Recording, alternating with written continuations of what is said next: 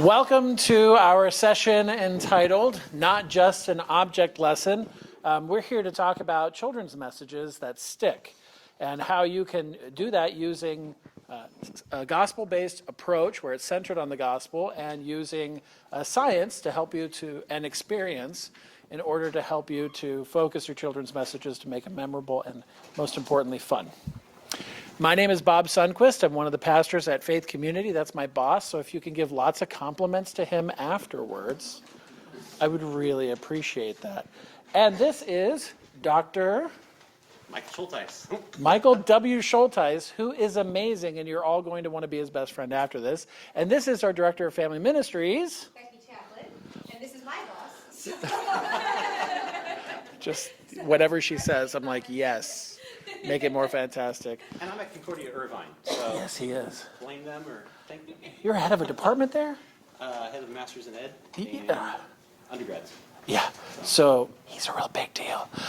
So how many of you have ever been in a children's message experience where it just didn't take off? How many of you have ever been in a children's message experience where you forgot that you had to do a children's message and it was really awful? How many of you just wanted to get better at connecting with children in the worship service? All the same feelings. I was serving at a parish where Michael was a member, and probably out of pity one day, he invites me to his house and shows me just these really amazing ways to use God's first article gifts in science and in nature to help to bring more attention to how it can highlight the gospel and highlight the teaching of the day. And then I had the privilege of meeting Becky Chaplin, and then she came and served at our parish, and she is just the best at connecting with kids. And so we came up with this idea of doing a best practices kind of shtick where I would just kind of stand between these two amazing people, and it would be really, really fun. And so with that being said, I'm now going to hand this recording device over to Becky. Thank you. Hello, everybody. I am Becky, and I have been at Faith Community for just less than a year, and so I'm really excited to get to work with Pastor Bob and Pastor Craig and Melanie, who's running our slides, and Michael, who's running our camera. So we're really excited to be here today and just give you some practical takeaways for doing children's messages. And so you may have a structure that you have used before that you really feel comfortable with for children's messages, but I'm going to share with you a really fun, easy little memory trick that I have used since I was in school. And it goes like this. It is hook, book, look, took. I will explain all of this, and these slides, we will have a QR code at the end that you can scan for a copy of this presentation so that you have it ready for you. So don't panic if you can't take notes, but it's easy to remember because it rhymes, and I love things that rhyme. So hook, book, look, took, and I'll walk you through which each one of those are. So the first one is the hook. This is an experience or a science experiment like Dr. Schulteis will show you today. And so we are trying to show that children's messages don't just have to be an object lesson, that you're grabbing something out of your trunk on Saturday night or Sunday morning, hoping that you can somehow connect it to Jesus, because we want to be intentional in it. It does take a little bit more intentionality to plan it, but it is worth it because it's more memorable for kids and honestly for adults. I've had a lot of adults come up to me after the service and say that they really appreciated the children's message. So I have a question that you ask yourself for each one of these, and the question for this is, how do I capture this feeling? So I want you, instead of thinking what object or analogy can I use, instead think about what emotions the people in the Bible story or the lesson were feeling and thinking. So for example, if you're doing one at Christmas time during Advent, Jesus' return, how do I capture a feeling where kids have to wait for something? How maybe I'm out of the room and they have to wait for me and they hear my voice saying, I'm coming, but they don't know that I'm there yet. And so you're trying to create an experience or a science experiment that mimics that feeling. You're basically trying to bottle up that feeling for your hook. That will draw them in. The next one is book. This is the Bible story or the lesson that you're focusing on for that day. And you're asking yourself, how does it connect? Why does this feeling or emotion or experience or science experiment that I'm trying to do, how does it connect to the Bible story? And an easy way to do that in your message is, this reminds me of how you guys just felt just a minute ago, just like they felt in the Bible when they were waiting for Jesus. So you're making a transition statement there saying, this reminds me of blah, blah, blah. Or you know what, that kind of sounds like what Jesus said in the Bible. So that's the book.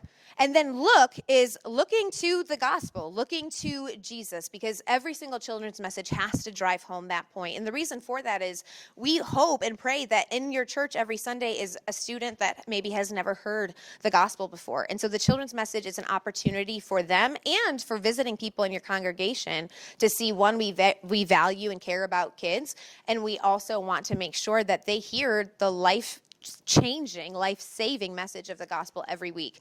And so the question to ask is, how does Jesus experience this? So an example that I want to give you is doing something that focuses on, let's say, the treasure, like having treasure in God, that where your heart is, there, or your treasure is, there your heart will be also.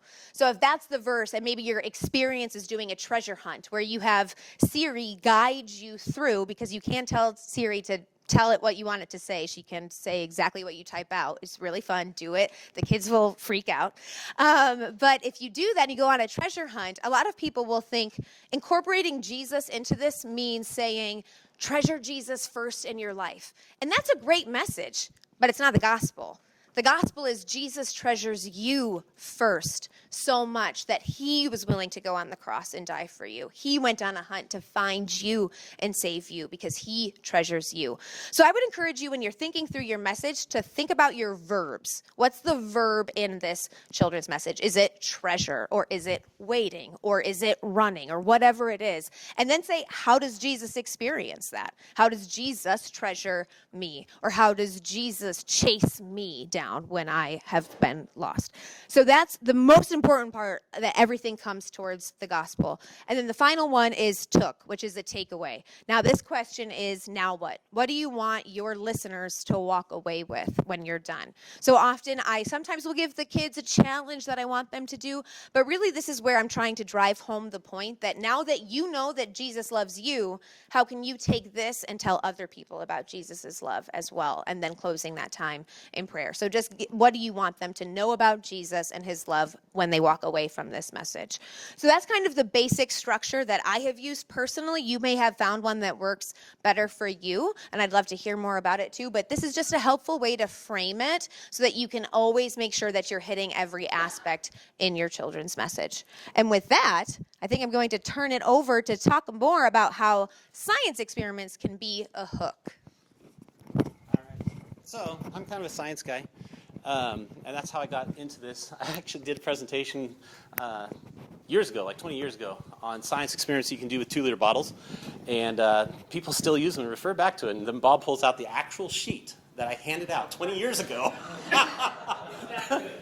And so I like the combination between science and theology. And honestly, science is really interesting, right? A lot of you are holding these bottles like, what in the world is this? And so there's a lot of simple things you can do that are science-based, that are good quality things, that are interesting to people. I actually have people that will stare and be really curious and be like, you're pouring, like I'll just be pouring water, because I'm like, will this fit into this glass? And I'm pouring a little more, and people are like, oh, So there's all sorts of great science things that you can do. So here's the great thing.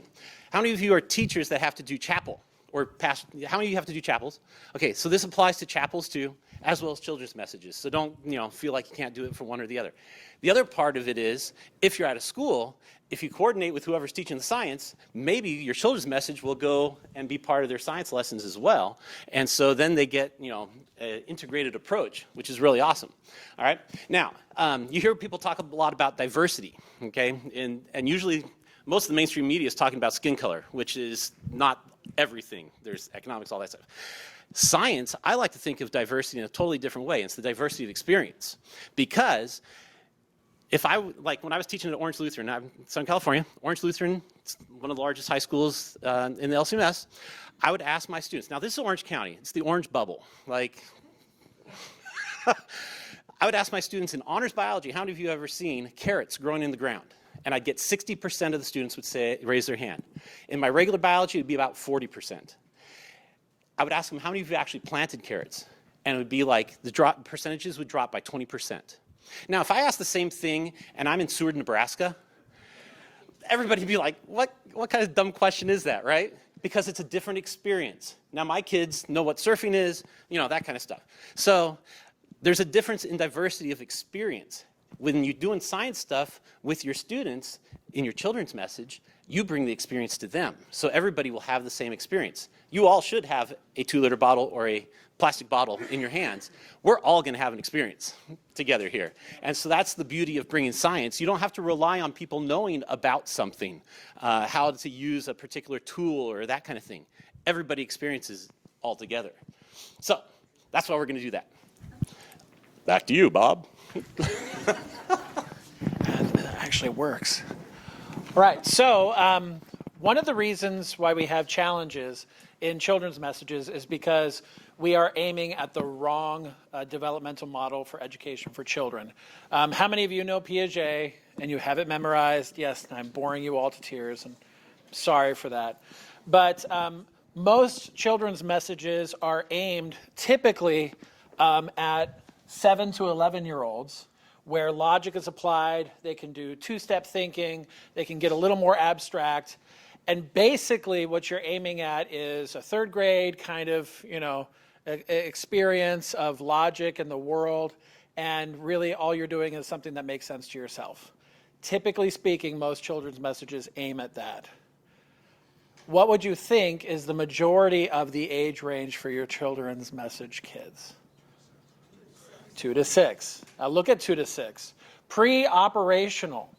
Symbolic thinking, language use, egocentric thinking, imagination experience, child-centered. They are concrete thinkers. And so if you're using an object lesson like a light bulb, and you're saying Jesus is like a light bulb, you know what they think. And so it's really traumatic when that LED starts flickering, and they were promised that it was going to last forever, right? Because Jesus is a light bulb. What you have to do is you have to find out what the age range is of your kids and aim at the majority. Aim at the majority. So if you truly do have kids who are in a later developmental model, then do that, and the littler ones will come along. But typically speaking, if it's average, I'm just going to go by an average, so I'm going to generalize, which means I'm going to do it horrible. Are you ready for that? Okay, I like that about you. Is you're going to have a lot of 2 to 6-year-olds and only a couple of older kids. So what should you do? Let the older kids be your helpers. I like your heavy, head nodding is perfect. I love that about you. I feel very affirmed right now. And so let your older kids be your helpers with the younger kids and their experience of God's word, and it teaches mentoring right there.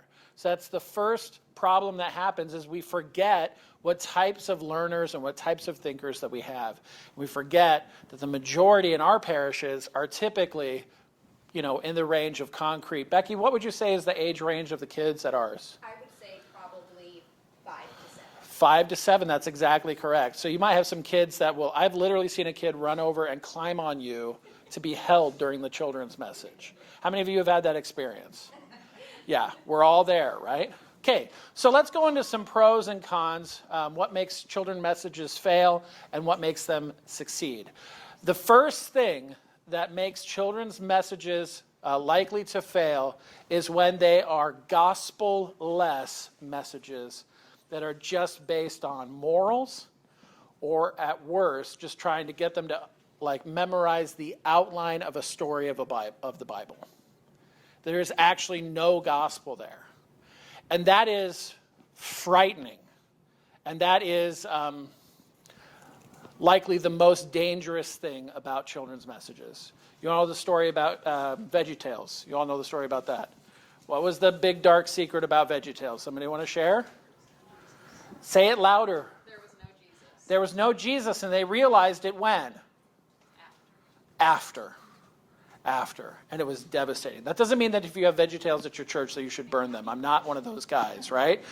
But you have to take those kinds of things and you have to make sure that the gospel remains at the center. That does not mean that the gospel has to be a flat, unimaginative, non-creative presentation.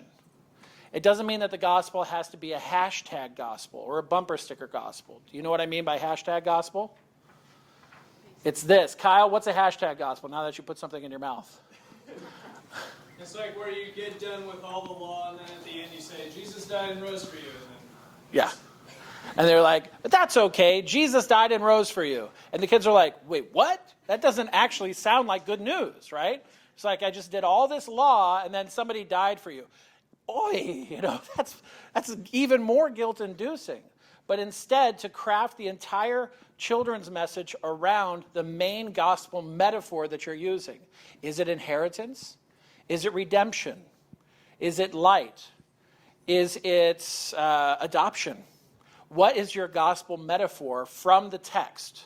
And from that, how do you craft a children's message around that?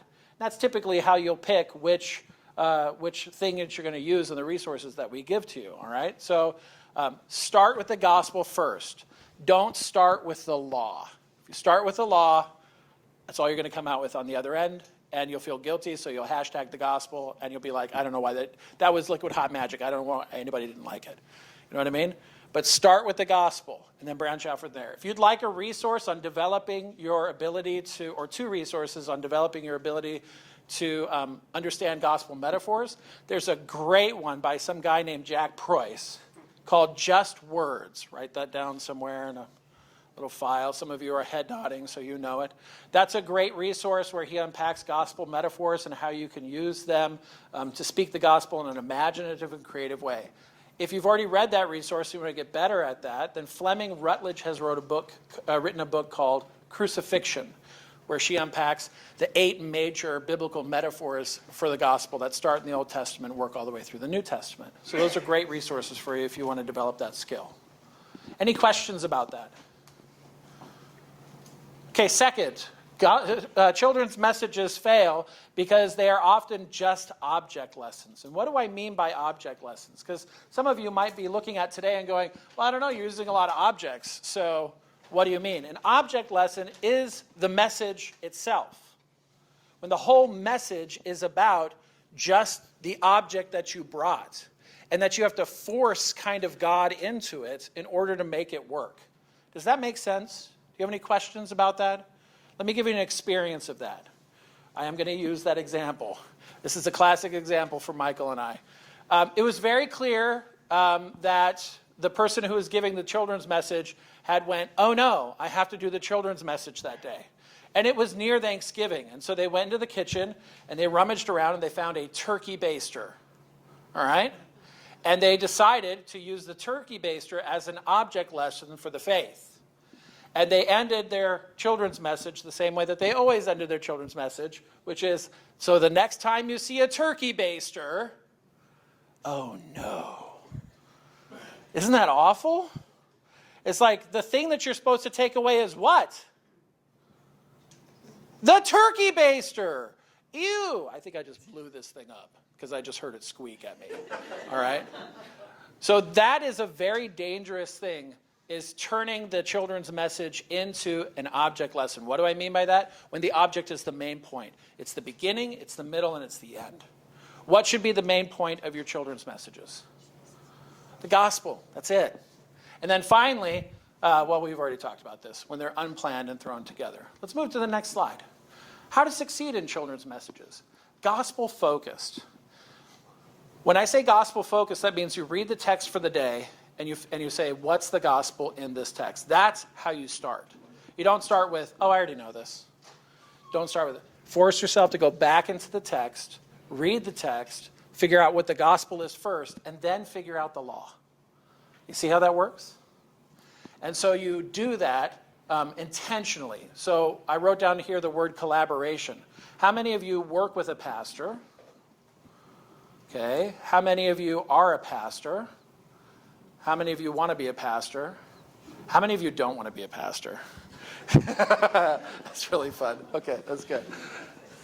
So if you're working in a team ministry setting or situation, collaborate with the other people in your ministry to make your message more streamlined. Becky and I do this all the time. We sit out in the open area and she'll say, what's your message about? And I better have my message ready, which is kind of big, right? And so we talk it out and we talk about the main ideas. She talks about what she's doing in Sunday school. And so we try and collaborate there. So that affects my message and my preaching. That affects the children's message. And Becky will ask me, so what's the gospel in your sermon? And I have to be able to say it just like that. Any questions about collaboration or being gospel-focused? Okay, second, have fun. Kids like having fun. People like having fun. Adults like it when you're having fun with their kids. You know what I mean? Not making fun of their kids, but having fun with their kids. So one of the really important things, it's just a very practical suggestion. When you're doing a children's message, dude, be a kid again. I'm basically a big man-child anyways, right? So it's easy for me, but I just want to have fun with them. And people will pick up on that. Kids will pick up on that. If you say, but I don't want to have kids, kids scare me, then just pretend. No, I mean, just find the way to have fun with the kids. Does that make sense? Okay, making those connections. And then speaking the gospel free from hashtags. We already covered that. Wow, I am so advanced today. I appreciate that. Now we're going to talk about putting it into practice. Are you ready? Sure. This is exciting. I really hope if Veggietales ever does the Passion story, that Judas is a carrot.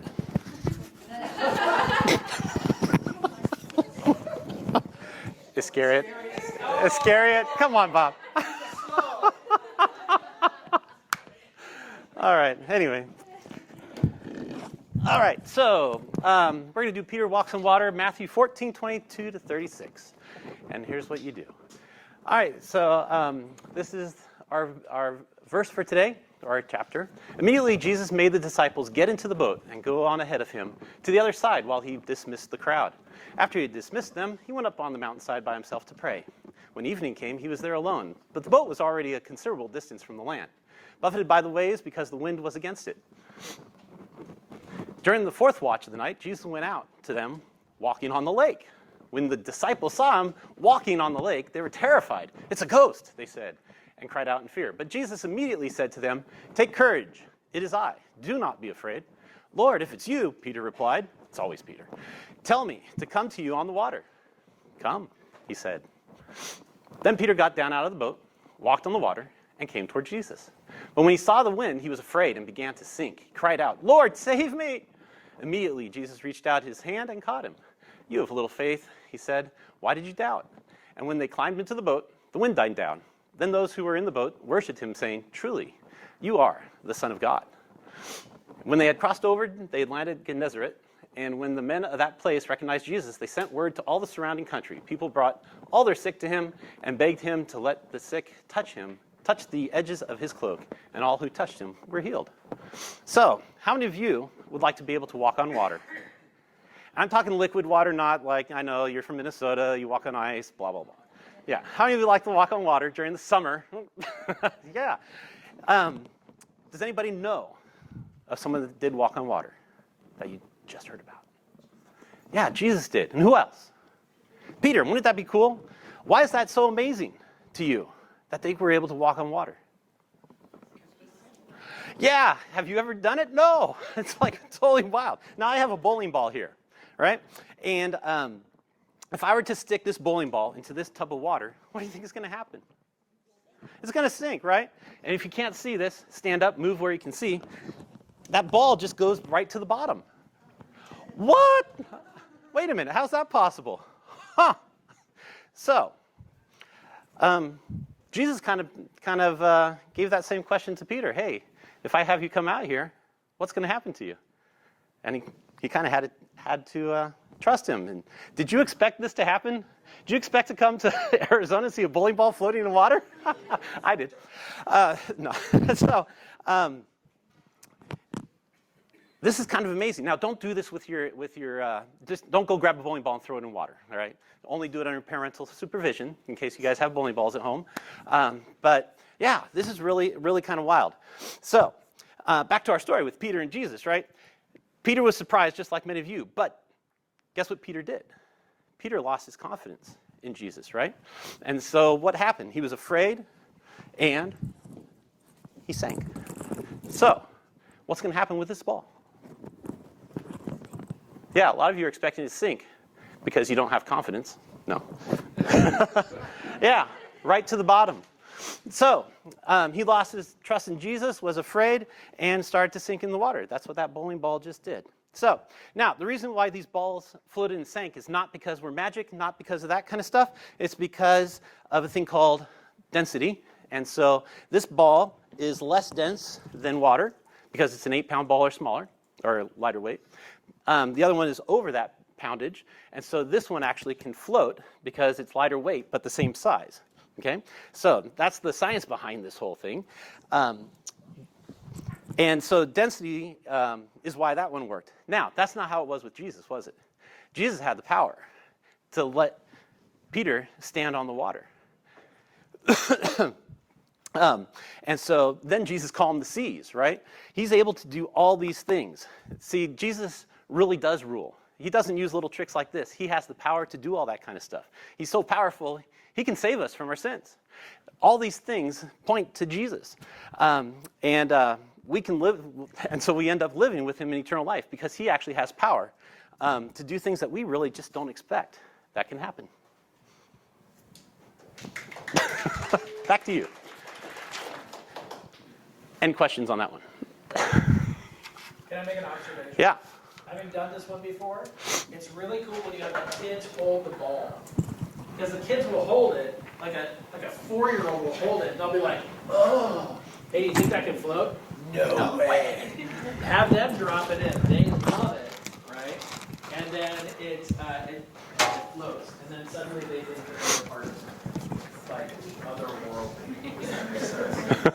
Sorry, that's an observation. That's all right. Is it the amount of water that's in there? No. Oh, I don't get it. All right. Do you think this is going to float or sink? It'll float Why? because it's light and Uh-huh. there's air in there. That's right. It's lightweight for the amount of size it is, and it'll float on top. But does it float as low as the other? No. Why? Because it's not as heavy. That's right. This is heavier for how big it is. So it's all about how big is something versus how much does it weigh. So if it weighs a lot and is small, like my car keys, Don't do it. or this isn't mine. Yeah, if it weighs a lot for how big it is, then it'll sink. If it doesn't weigh a lot, then it'll float. And so because this ball is 8 pounds, it floats because for the size of it, it's kind of like an aircraft carrier. Like it's totally like millions of tons, right? But it's huge, right? So it's able to float. So that's what's going on with the bowling ball. Now, if you don't want to, like some of you are like, where do you get a bowling ball? Why didn't anybody ask that? Where do you get a bowling ball? At the bowling alley. You just walk in, the balls are just sitting there. Like, no one's watching. Just kidding. No, bowling alleys actually throw away their balls every month. Because, like you guys know how you bowl.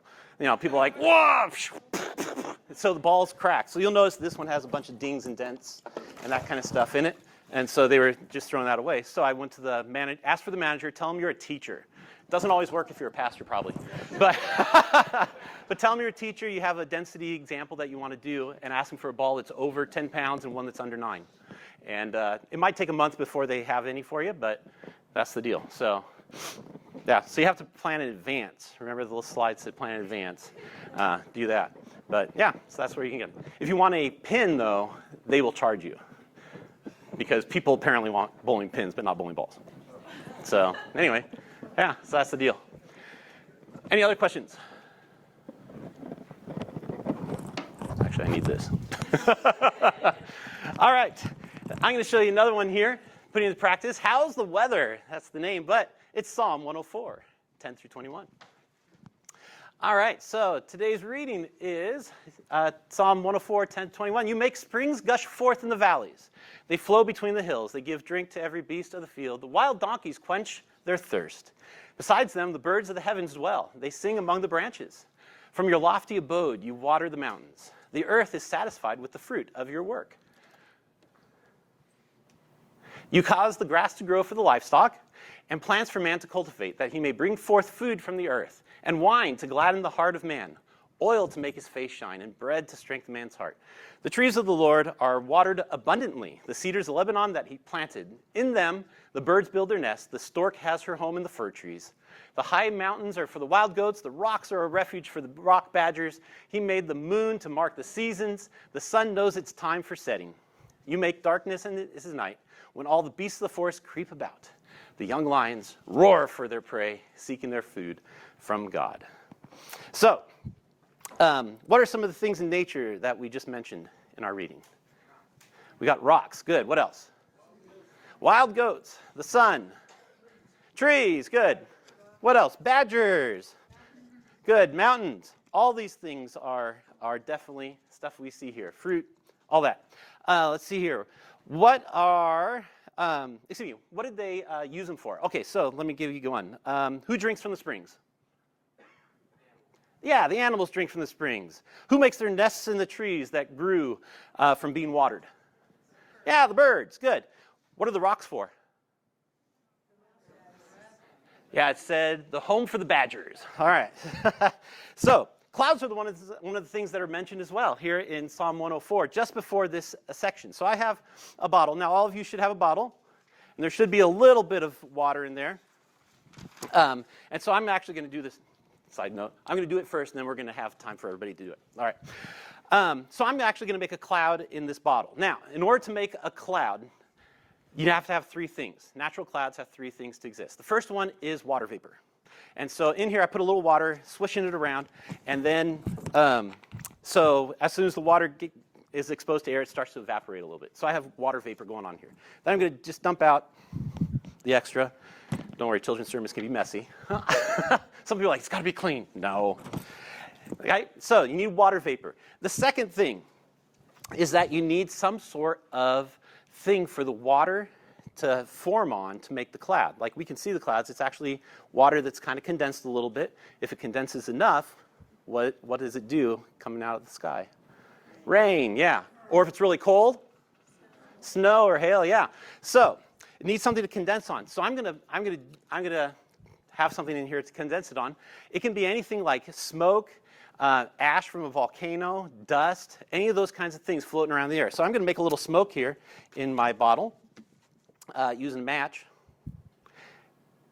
Side note, it only works with matches. You can't use the little lighter thingies because you need smoke. So I'm going to put it up in there. I'm going to blow it, and you can see the smoke going up there in the bottle. All right, and then, ooh. All right, so I got smoke. I have water vapor. Now, what's the last thing you need? You need pressure. You need air pressure. So we have atmosphere. You guys are breathing air right now, I hope. And so, so we need pressure in here. Now, right now, it's a neutral pressure because there's nothing going on. What do you think is going to happen to the pressure inside if I squeeze this as hard as I can? What's the pressure going to do? Yeah, it's going to go up really high. And when you have high pressure, there's nothing. No clouds. Absolutely none. So outside, we have high pressure. God does this naturally. All right? Then when we go from high pressure to low pressure, what do you think we're going to get? Clouds. Yeah. And then you go back to high pressure, and it's no clouds, and then you go back to low pressure, and you get clouds. Because the high pressure causes the water vapor to go back into the air. So you get no clouds, and then you get clouds. And then no clouds, and the clouds. Yeah. So it's really amazing. Is God up there like with a big bottle going, squeeze, squeeze? No, he's not. God just has these natural flows where if you watch weather reports, you'll see like an H and an L. That's God at work, sending the high pressure and the low pressure, and he doesn't even have to squeeze a bottle. So, is it always cloudy? No. Is it always clear? No. Now, what happens once the clouds come through? What do you start getting? Yeah, rain comes down. And who uses the rain? Who uses the rain to grow? Yeah, like the grass, the trees, all that kind of stuff. That's all right. We're getting there.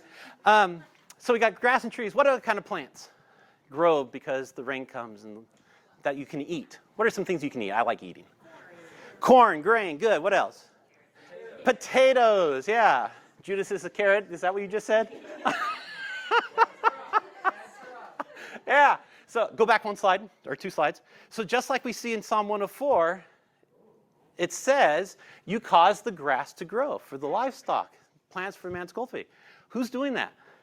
Yeah, God's doing that through natural processes that just happen out there. So there's a lot of stuff that happens in nature, and we don't have to do anything at all. God is using what he has set up to do it. Now, if you look at Genesis 1, what happened in Genesis 1? God made everything perfect, but then someone messed it up. Who messed it up? Who sinned? Yeah, we got Adam sinning. Now, did God just give up on us when Adam sinned? No, he sent Jesus to die on the cross for us. Did God give up on the earth and say, well, yeah, I'm just, the earth's not going to do anything now? No. God let those processes still go on. Now, there's some things that happen. We might have things like earthquakes and tornadoes and that kind of stuff that's not really great. But God is the one that started all this stuff off, and he continues to love us by having the earth do its natural processes and things. So as we see things like clouds and streams and everything in nature, we can know that that's his love for us because he's making these things work. And he is taking care of all of creation, not just you and me, all of creation. And that's the beautiful thing that we see here in our psalm. Scene. All right, so you guys are going to try this. So we have matches for everybody. All your bottles should have a little bit of air and water in them already. If not, just spit in there or something. You're going to dump out any extra water. Now, I have a couple of little hints for you on this. Dasani changed their bottle caps. You would typically want to use a bottle that has a thicker cap. Dasani used to have a thicker cap, now they're thinner. I'm hoping this will work. Just don't point it at anybody when we do this. All right. So, Bob's passing out some matches. So, inside your bottle, you have the liquid. Swish it around so all the sides are kind of a little moist.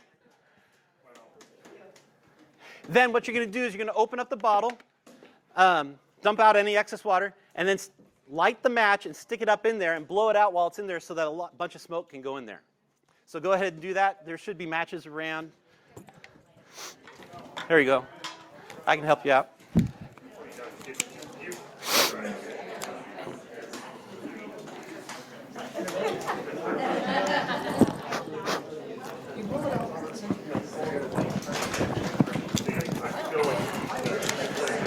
Then once you have the match in there, blow it out, let the smoke go in. If you need to do it twice, that's no problem.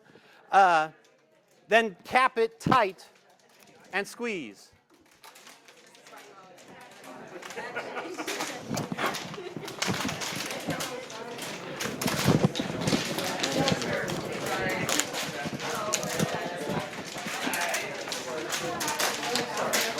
Do you need matches? Uh-oh, we're having a hard time here, huh?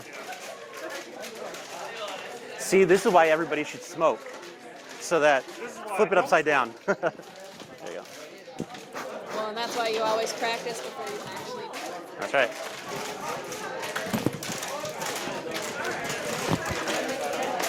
Wow, those are old matches you're trying to use. That's probably why. Because Riviera has been closed for like a decade. Hang on.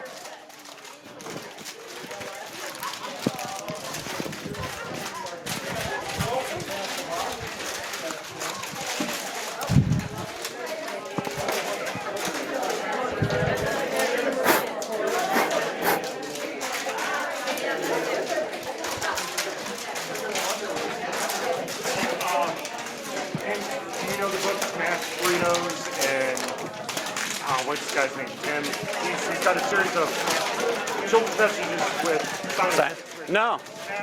Burritos. Huh. I've thought about writing a book like that, but apparently it's already there. So maybe I should read it and then do all the ones that he didn't. I know. So when I go into my every third one, there's no power. Yeah. He's a Baptist. That's why I've never heard of it. All right. Is everybody having success? Anybody need help? All right. So here's the deal with these things. Well, first of all, it's better to have things with a thicker lid because If you squeeze too hard, you might poke an eye out, right? Because Dasani went cheap on their tops. So carbonated beverage tops are better. Whatever. That's not what they're worried. They're worried about cost. So I highly suggest using a larger bottle. Now, if you're doing it at school, just tell the kids extra credit if you between two of you kids bring at least one bottle, because not every kid drinks the stuff, right? So that's one way to get them all. Or you just raid the recycling bin. So that's the other. Now, you may do this with pretty much any grade. Level kids, if you want to put these into the hands of all the kids, like we just went around like with matches, I was doing it for everybody. That's how you can do it with the little kids. Now, the difference in pressure is what makes the cloud better. So I have pretty strong hands, so I'm able to get a big cloud. If you don't get a very big cloud, go to the gym. No, I'm just kidding. A couple of other ways you can do is you can put the bottle over the side of a chair like that, and you can get more pressure that way. Thank you. Or, now I don't suggest it with these bottles because the cap will go off, but you can just stomp on it and it'll happen. Now, here's the thing with stomping is it's more likely to shoot off a lid. So, so those would be some ways to do it. I've seen little guys like doing like this kind of thing. The deal is it doesn't matter how long you hold it. What matters is the difference in the pressure. So you can do it really fast and have the cloud go and come and go and come. So don't worry about people squeezing so hard and waiting and all that. They can do it as fast as they want. So that's the science side of it, of why this works. Any questions? Now, did you hear how loud it got in here? Does it matter? No. Some people think church is always supposed to be quiet. No, things got loud. So, if you can, have all the kids do it. Or at least get to squeeze it, right? Because then they will make that connection because it's an experience for them, all right? So that's kind of a big, big deal. All right, who's next? A lesson about Jonah is next. Wow, applause. I'm not gonna lie to you guys, I forgot this slide was in here. And so, it's okay, yeah. How come you didn't get Judas as a carrot? So you guys know Jonah, I'm sorry. Okay. I'm just frazzled out, but it's okay, it's fine. Why is she frazzled? I don't know. I'm sorry, I cannot. I'll go get it. Huh. Well, dudes, you're up. I know. I'm like, what? All right. That was weird. Does she do that often?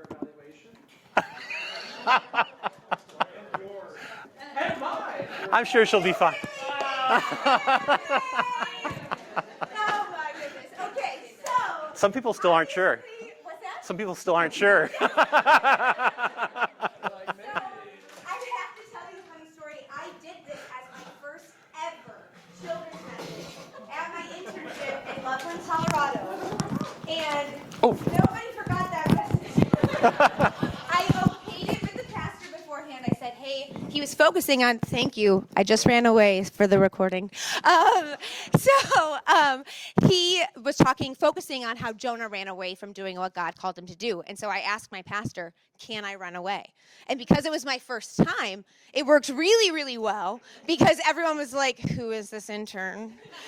And why did we bring her here? So it was really, really experiential because I wanted to create the feeling of, oh, goodness, what do we do?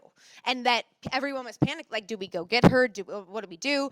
And then I came bursting back through the door saying, did you really think I ran away? And everyone, let out this sigh of relief, which was really good, just like you guys may have. Now, I had to play it like I forgot, and obviously I had already presented at this point, but you could do it if you wanted to do a message on this. You could say that you weren't feeling well, or you could say that you forgot that you had it, play it up, and make it dramatic so that when you leave, your missing presence, your absence, is felt. And so then the power in it is bursting back through the doors and saying, did you really think I ran away? And then saying, well, you know what? That's probably how the people in the Bible felt in Nineveh, because Jonah was running away from what God had called him to do. And God gave Jonah a really important message about his love that the people of Nineveh needed. They needed God's forgiveness because they were messing up and making mistakes. But Jonah was running away from God. But it took Jonah some time, 3 days in a fish, and then God did work through Jonah to bring that important message to his people. And the important message that Jonah brought is the same important message that I have for you today. That God loves you so much that even in the times that we do mess up and we do the wrong thing, or in the times that we're like Jonah and we run away from doing the right thing, God loves us so much that he sent Jesus to forgive us. And Jesus didn't run away from going to the cross. Jesus ran to the cross to save you forever, to forgive you of your sins. And then 3 days later, he wasn't in a fish, he was in a tomb, and he kicked down this tombstone to get to you and ran to you, running out of that grave so that he could save you forever. Now, that's a really important message about God's love. And we want everyone in the world to hear that message, just like the people of Nineveh needed to hear. So I want you to think about somebody in your life who you can run and tell them the important message of God's love. Can you guys do that for me this week? All right, and then we'll close in a prayer. So that is an experiential way. You've captured everybody in the moment because they were literally like you were gone 2 minutes ago. And then you connect Jesus into that feeling of that they experienced, just like the people in the Bible experienced. But Jesus didn't run away. He ran to the cross and out of the tomb to save us forever. So that's one example of a children's message that you can do that's experiential. And then we're going to do another children's message here with an energy stick. I don't know if any of you have ever used an energy stick before. They are on Amazon for $8. They're amazing. You can do this with any amount of people, from 2 to 200 to 2,000. There is a world record. I don't remember what it was, but I do have links at the end of our resource for our resources that you can buy on Amazon. This is not an advertisement for Amazon. Okay, but we need to all stand up and form a circle. We're going to use the natural electricity in our bodies. And so, exactly, we all have electricity in our bodies. Is that amazing? I'm going to attach this onto me. Okay. Woohoo! You guys all look great. 1,113 people. Wow, thank you. We have the world record, 1,113 people. We're going to be really close here. We're going to be so close. Okay. So in my hand, I have this energy stick, and when I'm holding it like this, obviously, it does nothing, right? Apart from Jesus, we can do nothing on our own. Jesus says we need to remain in him and be connected to him. So we are going to form a human circuit, but the circuit has to be closed. And so what's going to happen is I am going to hold hands with Pastor Bob. I want everybody to hold hands. And we're going to close our circuit. Watch what happens when we're all connected. As soon as, go ahead. And I want one person to let go. Someone's letting go. You were letting go over there. If anyone lets go, it stops. But we all have to be connected. See, she's there. People are testing. I'm like, what's happening? Okay, good job. See? Isn't that amazing? As soon as we let go, we need to be connected to the power. Everybody put your hands up. Great job. And you can go ahead and take a seat. That was amazing. Great job. So what we just demonstrated was being connected to the power. It didn't work doing it alone, by ourselves, right? Apart from Jesus, we can't do anything. And we need to be connected to Jesus. But guess what? Apart from Jesus, we can't do it by ourselves. We can't save ourselves. We can't reach up to Jesus and get his power. Jesus connects to us. God came down to us in Jesus to save us on the cross. God came down to us to go into the tomb to save us so that we can live forever in him because he came back to life. Jesus came down to you in your baptism to give you his power, to give you his love, to literally connect you to his death and resurrection.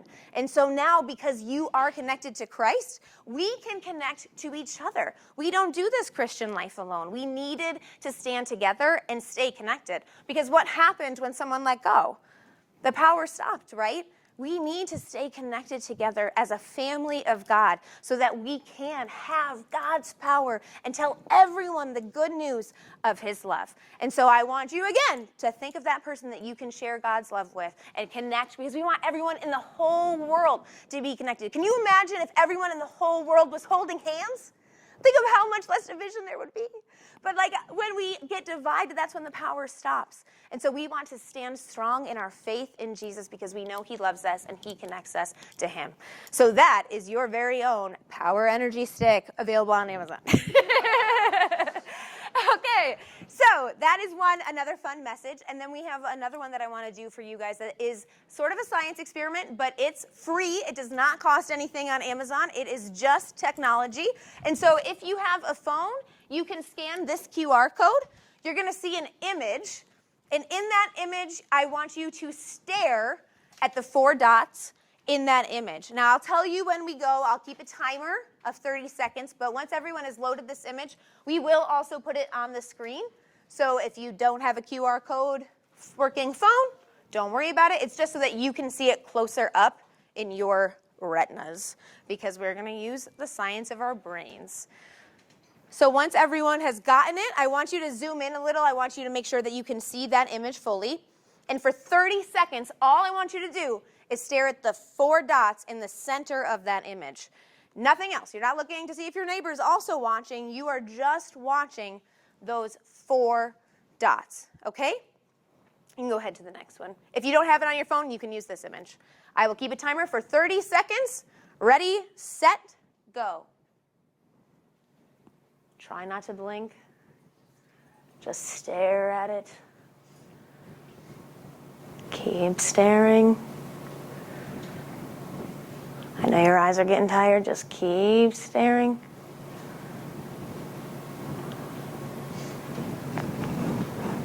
Only a few seconds left. Just those 4 dots, nothing else. Almost there. And as you prepare to look away, I want you to blink and look up to the light. Keep blinking. What do you see? Jesus. What you just experienced is an after image. So your brain has focused on those 4 dots, staring directly at that. And then what you should have seen was the inverse of that image, which is Jesus' face. And so we use this when we were talking about Jesus appearing to the disciples and that they got to stare at Jesus directly.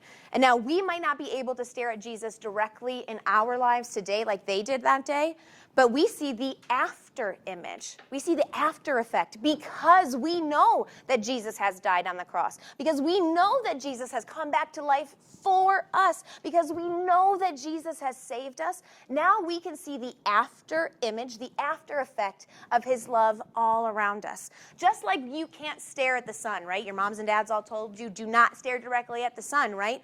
But you can still see the power of the sun lighting up everything around you. And it's the same with Jesus, because we can't stare directly at him like the disciples did, but we still can see his power and his love all around us in the ways that he takes care of us, in the ways that he helps us, in the ways that he keeps the world processes moving, in the ways that our brain just worked to do this after image science experiment. God takes care of us. And so we can't see Jesus directly yet, but one day we will. We will get to stare at Jesus' face directly. And the minute you look into his eyes, you will feel more love than you ever have in your entire life. And you will know how much he loves you, that he did save you. And so my challenge for you is to be on the lookout this week for all the different ways that God does take care of you, that you see his power and his love lighting up everything in your life, because we get to see the after image of Jesus' love in our lives. And that is the after image experiment. So thank you. Both of those images will also be available to you guys at the end of the presentation as well. And it's free. Yay, free. Now I'm turning it over to Pastor Bob. And here is your wonderful microphone. I wish I had those connector things. Oh, yeah, I should wear that. There you go. Okay, here we go.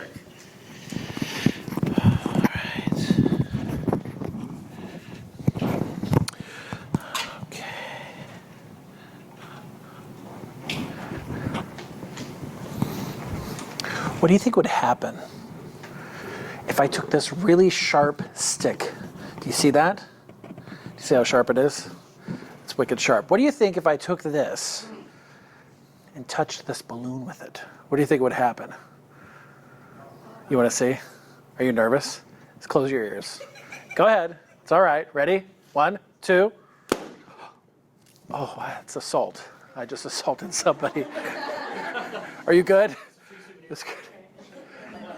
This, it's a free souvenir. Yay!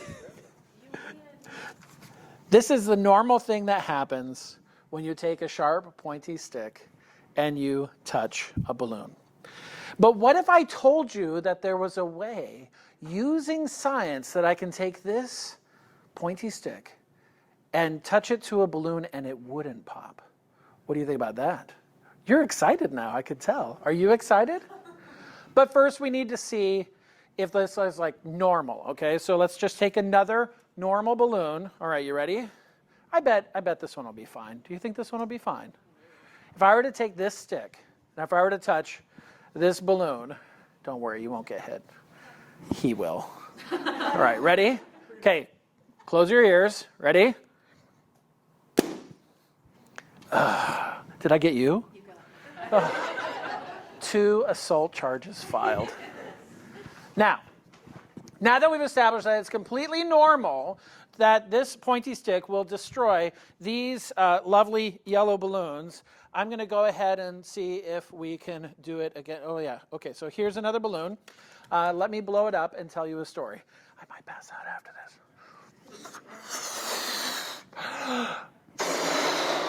All right. Jesus went to the cross. He did this because there's this really big problem in the world called sin. Now, that's not a surprise that sin is a problem, right? How many of you know that? Theologians in the room? Teachers? Excellent. What's that?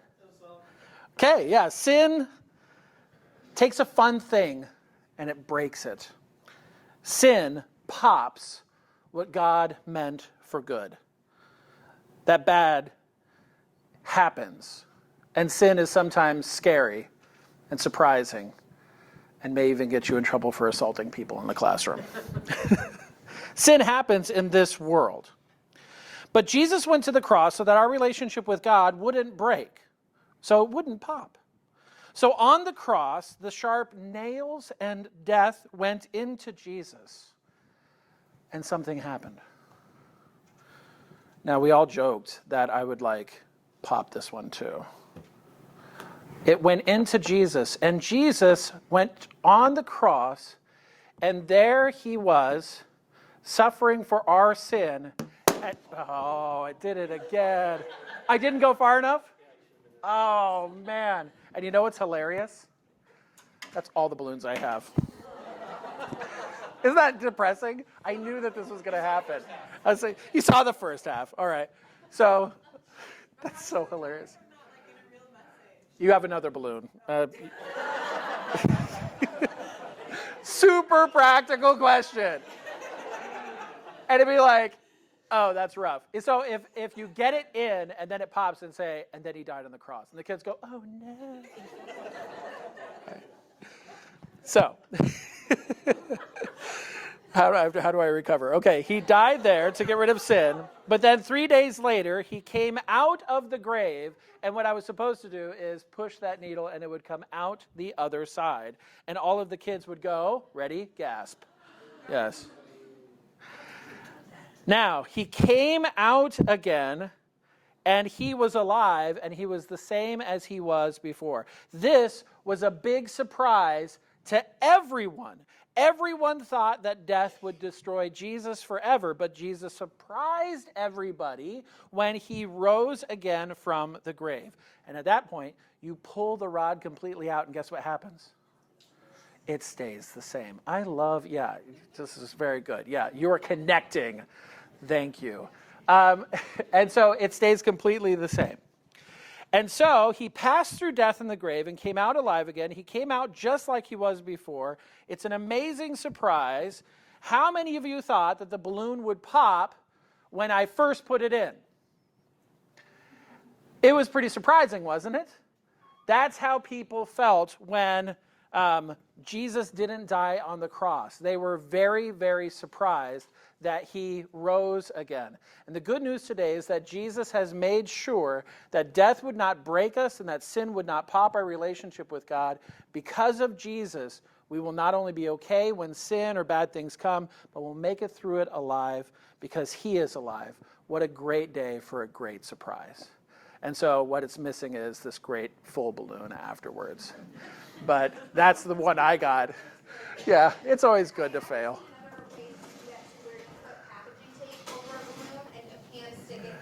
Oh, yeah. What? That's cheating. That's cheating? Oh, yeah. Because with kids, they can tell. They can spot a fake. So what was supposed to be the point of that one after they have amazing ones and I have one that literally explodes? So if you're asking yourself, well, how do I craft a gospel message from, I really want to do it. I really want to do the balloon one. And I really want to put it through and I want to have the surprise moment. But, how am I supposed to do the gospel? Because what's the negative experience of the balloon?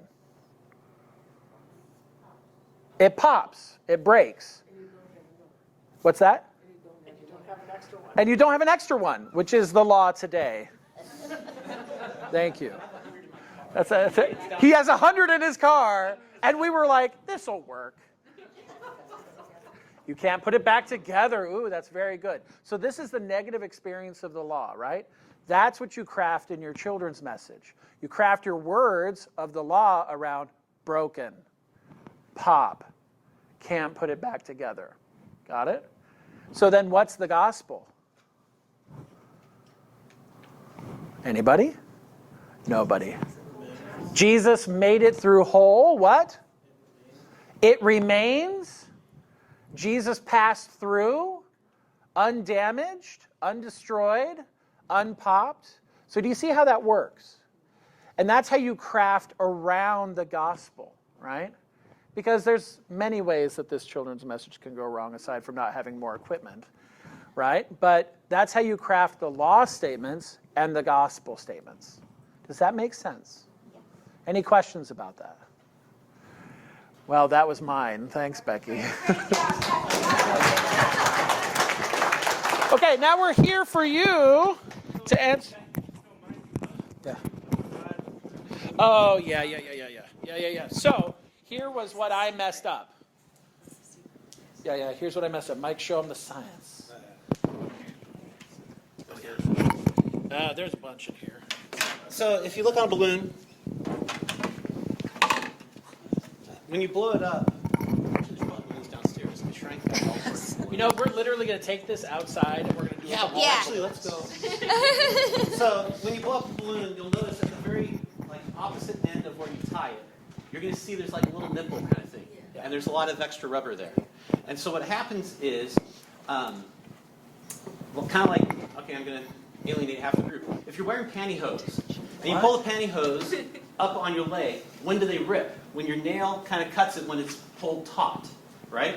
But if the pantyhose are in a little pile and you hit it and nothing happens, because the stretched area can't take anymore, and so it rips. So on these, the nipple area has more rubber there.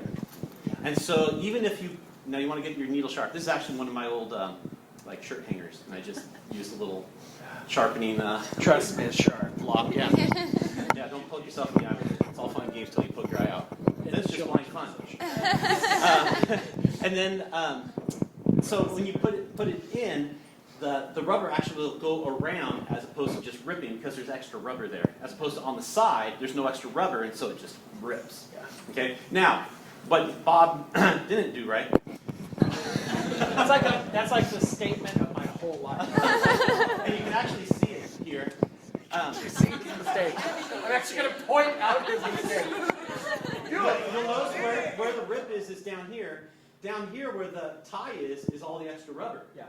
And so what you do is when you stick it through, you put your finger right next to where all the extra rubber is, and then you just stick it right between your fingers. That's what I did. And it'll come through no problem. So you're actually more at risk of popping it from the first one than you are at the second one, because the second one there's plenty of rubber down here by this part. So yeah. And the olive oil. Now the other thing is we stick olive oil on there, it makes it go in easier. Yeah. So now I have seen people do this with the long skewers that you use for like barbecue, and they sharpen those up, and they've used those. I'm a little afraid on those because sometimes they have a little, what do you call the thing? Splinters, yeah. So that's why I like using this. Plus, I've used this for 20 years, and I still have it. So. He made me one, and I. Here, you can have that. Well, in Hawaii, they have what's called Yeah. day noodles, and they're about that long. Yes. And chopped on the top. Yeah. Those are. There you go. That's where I originally saw this. Was using those because they're super sharp. They also have carpet needles that are the same way. They're like really long, but I haven't been able to find them. So It's a powerful moment when the kids are like sitting there and you go like this and you pass it through the other side and they go, wow, and you're like, hold on there, kids. And then he came out of the grave alive again and you pull it out and it's exactly the same. The kids are like, oh no. And then you hold it like this. I've learned this because I've done this. This is because it's not really exactly the same. Yeah. So, I've learned to hold it on both sides as I'm talking with them. Notice how I brought this up here? It's because then I set it in there so they can't see that. And why do I do that? Because do I want the kids to focus on the balloon? No. What do I want them to focus on? Jesus. The gospel. That's the point. Sorry. We're at questions. You guys have any questions? I have one for Miss Becky. Okay, great. You shared about the children's message, but that's a small part of what you actually do with the children during that time of service. Maybe it would help to explain the context too, where the children's message falls. Yeah. Totally. So the question is, what do we do? How do we format a children's message into the worship service? So we have a school attached to our church. And so many times we will have a class from our academy come and sing. And any singing like that is intentionally placed before the children's message so that, you have a large congregation of the kids already up there. And we do it about halfway through. We've already had communion at that point because the kids will dismiss with me for kids' church.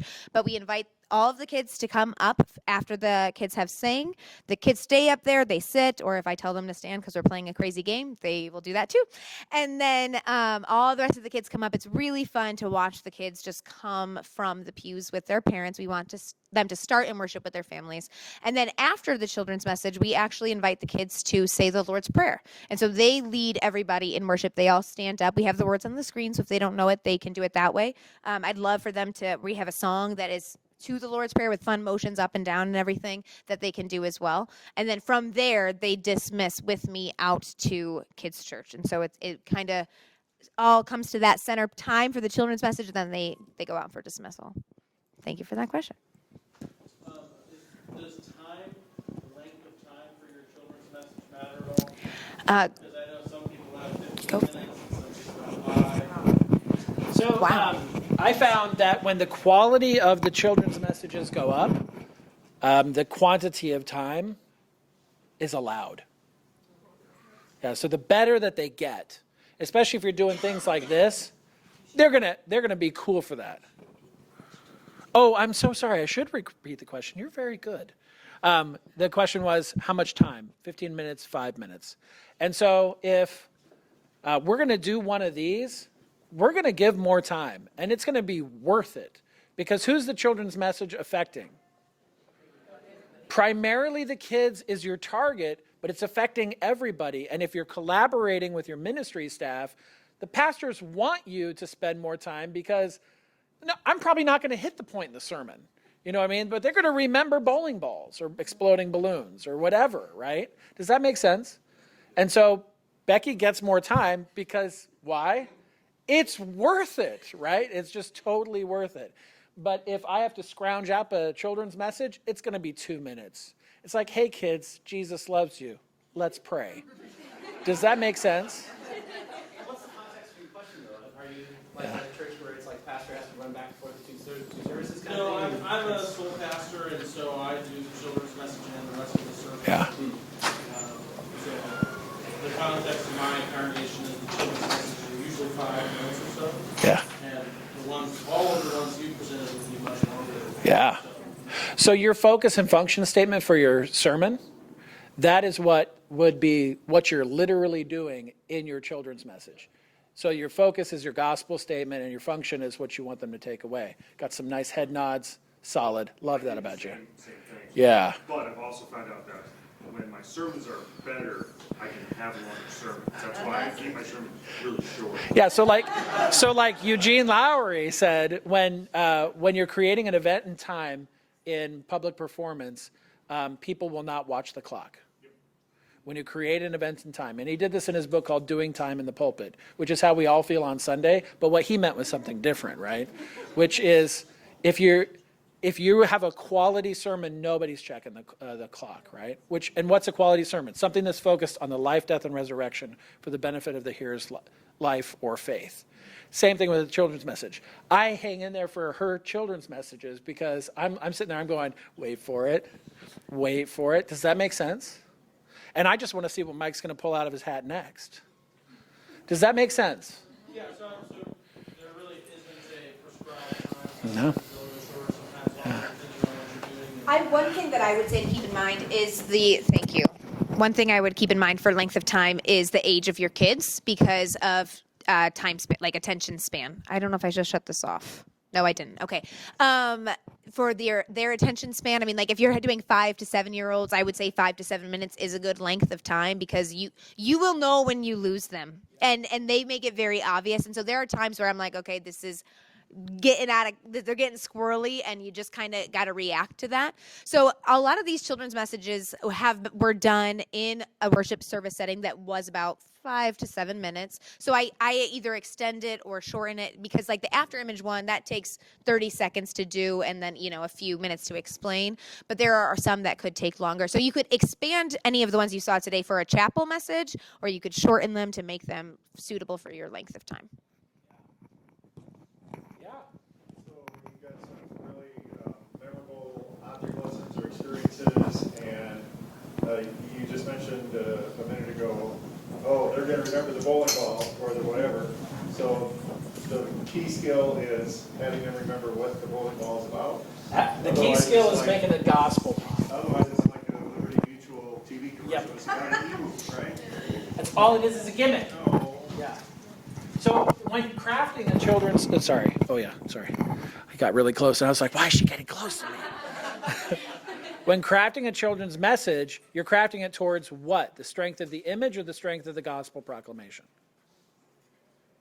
Good. The gospel proclamation. That has to, believe it, that has to be more memorable than the gimmick. Does that make sense? And so what does this mean? Well, I suppose I'm going to, can I flip the script a little bit? Why are stories powerful? Because of the details? Because of the names of the characters? No. It's what the story creates as a memorable moment, and it's usually towards the end when it all coalesces together. And then we typically always remember the punchline of the story, but never all of the details. You're working with the concept that the gospel is a powerful moment in your speaking event that should overshadow everything else. Does that make sense? Because you don't want to be known as the gimmick person, right? Because then all you are is a clown. Does that make sense? But what you do want to be is the person who they've given you permission to speak the gospel in a creative way. You do want to be the person that they've given you permission to create a sense of anticipation through experience, through image, through science, through something in order to help them to make a brand new gospel connection. It's the gospel that they have to walk away with, like a rock in your shoe. Does that make sense? The only reason why you remember the hike is because of the rock in your shoe or the blisters. The telling and the connecting after Yep. the experience really deserves as much, if not more, focus and preparation than is this going to break the balloon? Yeah, that's right. Absolutely. Another way of stating it is you hide the balloon so you can focus on the message. And I hid the balloon so well, it exploded. All of a sudden, Yeah. the object disappears, but then the focus. That's exactly Yeah. And that's when I would draw back to the verbs that you're using to focus on Jesus. Like if I am brainstorming a message, it takes me some time to figure out what I want to do. And if I can't get the gospel, I won't do it. If I think it's going to be too literal and the kids are going to be like, what? I don't do it. So I think you have to make sure that when you're planning the message, you find a way to turn the verb to Jesus, what he does for us. Can I jump on that? Anna Clark Florence wrote a book called Reading Scripture, where she suggests that too often the reason why messages or children's messages fail is because we try and have people identify with the nouns of the story. But what people really connect with in stories are the verbs of the stories. Does that make sense? And so one of the reasons why children's messages, so what was the children's message about? And if they're only recalling the nouns, they're connecting with the wrong thing. Does that make sense? But go back into your text and highlight just the verbs and say, have my hearers experienced this before? And then work from there to create an experience. Does that make sense, or am I speaking gibberish? Yeah. Any other questions? Well, I'll be honest, forthright, my question is based on the line that imitation is the finest form of flattery. Do you guys have a collection of these? Yes. So if you want to go to the next slide. So we have these QR codes and more. Yes. That has the slide presentation and the written messages that we did from today. I would be happy. We wrote them out for you. Like literally, it's everything you say is dark, bold. Everything that you do is in regular font, and everything that is an answer that you're expecting is in parentheses. So you can literally. That's why I was kind of just reading it off here, because you literally can just read this thing straight off. Yes. And use this. Yeah. The reason why I was reading mine off is because I was like, well, I better make sure it matches the presentation, because I have a tendency to freewheel, and that gets weird. Yeah, it's really awkward. And I very much freewheel, so I can't guarantee you that what I wrote down in that message is exactly what I told you today. But that's okay. You find your style and you know your style. So this includes the messages that we did today, but if you would like more resources, I'm happy to share the ones that we've done. We have our live stream through Boxcast. I'll write my email and stuff down too, and they can do that as well. But I'm happy to I would love to one day write a book. I really am passionate about it. But all sorts of different experiences or science experiments, things like that, we're happy to share with you guys. So thank you so much. And make sure you save those. Tell them about next year? Yeah. Okay, so next year, what we would like to do is we'd like to be invited back to do different ones that are maybe even cooler. I believe that and successful. I'm super glad one of them totally failed. I wish it was somebody else. It's reality. That's what happens. Too late. It was so good. But we would like to be invited back to do more next year and have more resources available for you, because I do think that, one of the things that happens practically in the parish is like, oh no, what am I going to do? And then you start pulling your resources. We'd love to create those resources, and so we'd love for you to come next year for different ones that are successful. I'm so sorry. That wasn't meant to be mean. Just funny. Thank you.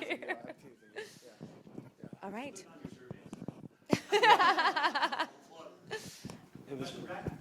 Yes. Who's going? Ladies first. Okay. It's a quick one.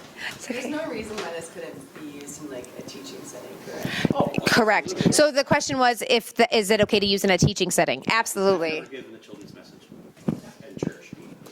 All Yep. mine in chapels. And they actually translate to other countries, because I also have done chapel in Japan. And that'll be one we'll do next year. And yeah, they totally work. So, yeah. Curious if you had any thought or opinion on how to match a children's message with what's happening maybe in the sermon that day, just so that you're not the same message. Because Right.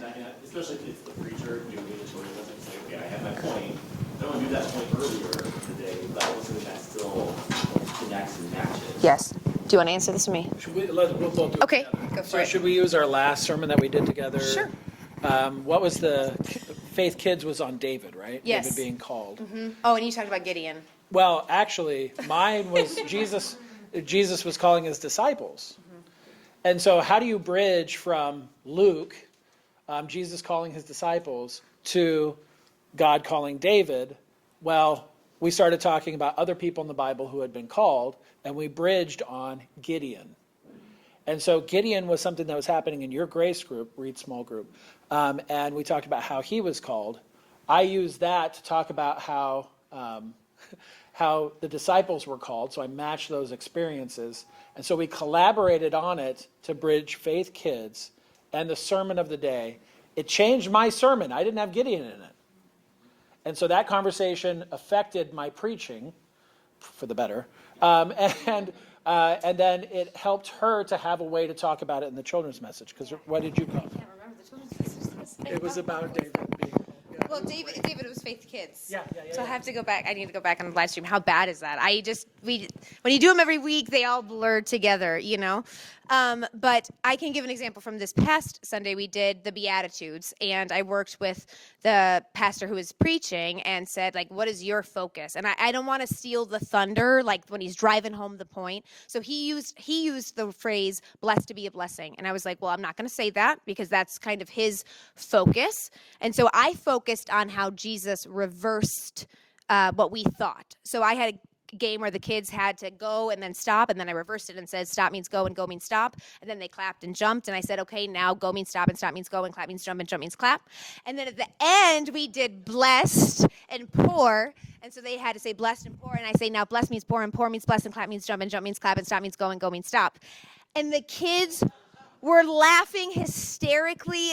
Everyone was laughing. The kids were having so much fun with it. And so I just focused on how Jesus reversed it in that moment and then saved the blessed to be a blessing for the pastor. So I think if there's a sentence that's going to steal their thunder, don't use that sentence, but focus on something else in the text that still gets that point home. Metaphors, verbs, images, those are your bridges. Is that fair to say? Yes. But it's still worth it to connect them. Like, Correct. Use the pop. Yes. Yeah. Because honestly, as a congregation member, I like children's sermons better. They're very quick to the point, right? Yes. And so if you can just, have a little reference back. And some of your perceptive kids, probably the older ones as well, are going to be like, oh, I just heard that.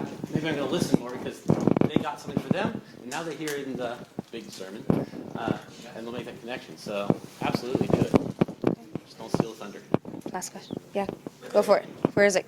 Go ahead. So, can I ask, is that something that you guys kind of created together, or how did that culture kind of happen? Because, we get a text and a title, but there are no conversations happening. Yeah. I love my student pastors, so how do I kind of, Right. and time-wise, when does the sermon get figured out? Yes. Conversation. So the question is, when do you have that conversation with your pastor? I do think you do have to create that culture. We have a weekly worship planning meeting. And so if I have the children's message that week, I stay in that meeting. But it's Monday.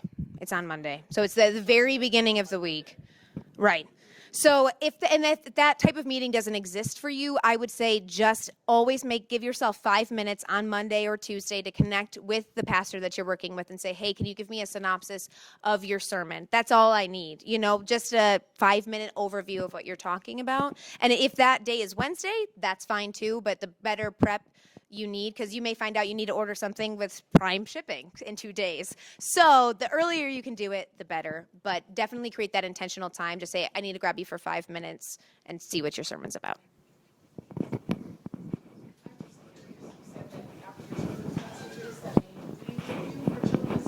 Yes. Correct.